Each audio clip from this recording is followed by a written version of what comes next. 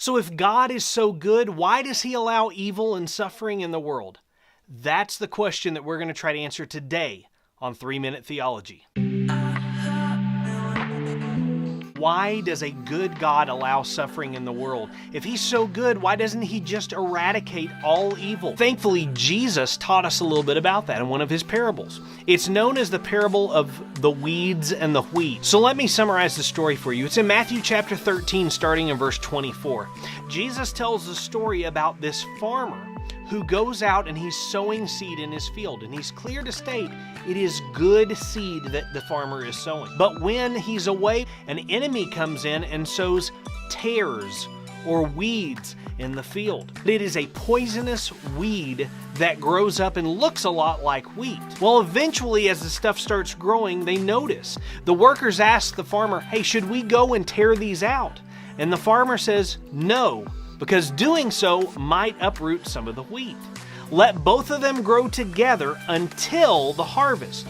At that time, they'll be separated and the weeds will be burned. Jesus' closest followers, the disciples, asked Him later to explain what He meant by that. And Jesus gave this explanation. He answered, the one who sowed the good seed is the Son of Man. That's Jesus.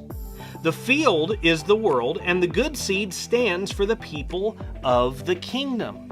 The weeds are the people of the evil one, and the enemy who sows them is the devil. The harvest is the end of the age, and the harvesters are angels. As the weeds are pulled up and burned in the fire, so it will be at the end of the age. The Son of Man, that's Jesus, will send out His angels, and they will weed out His kingdom, everything that causes sin and all who do evil. They will throw them into the blazing furnace where there will be weeping and gnashing of teeth. Then the righteous will shine like the sun in the kingdom of their Father. Whoever has ears, let them hear. So basically what Jesus is saying is God is going to make everything right.